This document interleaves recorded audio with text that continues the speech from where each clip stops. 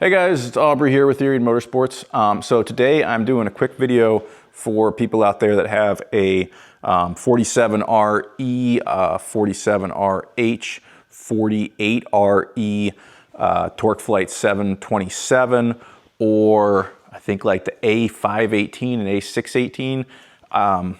Not positive, but I think all of those transmissions have the same case.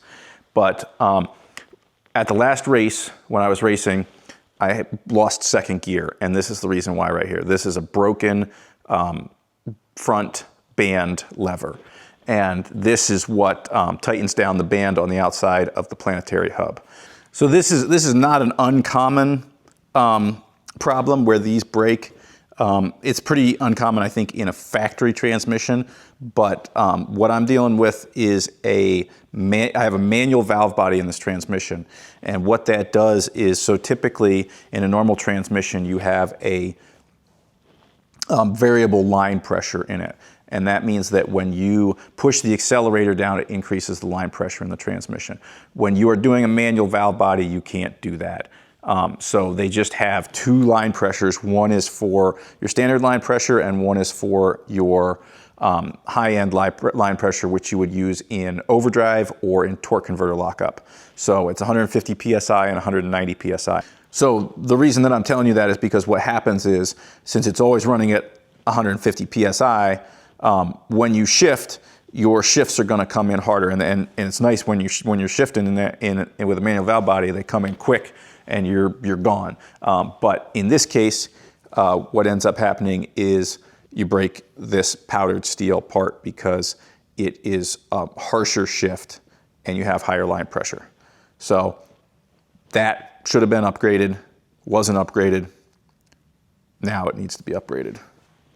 This part can only come out, the pin that goes through this slides out through the front of the case. We'll go down here and I'll show you. And the only way to remove it, according to Chrysler and whatnot, is to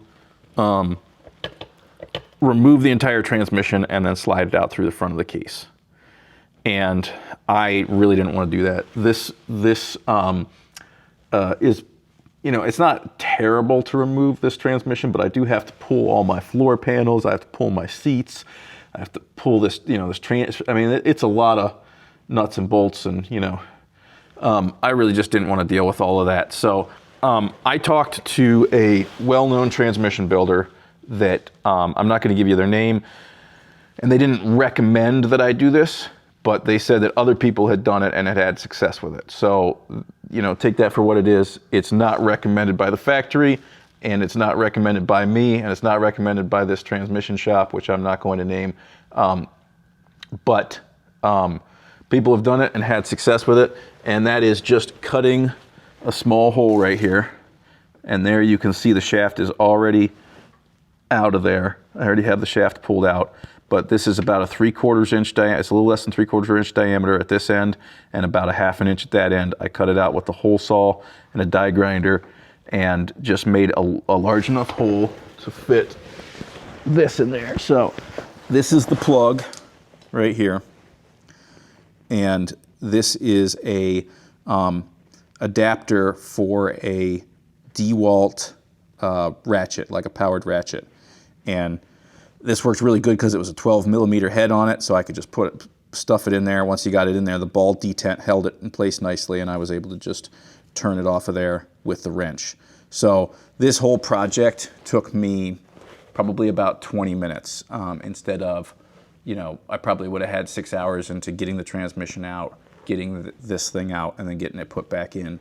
So major time saver. Again, not recommended. But I couldn't find any videos of anybody else doing this, and I'm sure I'll get some comments about how, you know, it's not a good idea, and you could crack your case or something like that, and it is theoretically possible, but these cases also are on trucks that are putting out 1,500 horsepower, so I don't think that small hole is going to make a difference, but we'll find out. So thanks for watching, like and subscribe. I hope this was helpful. And again, do this at your own risk.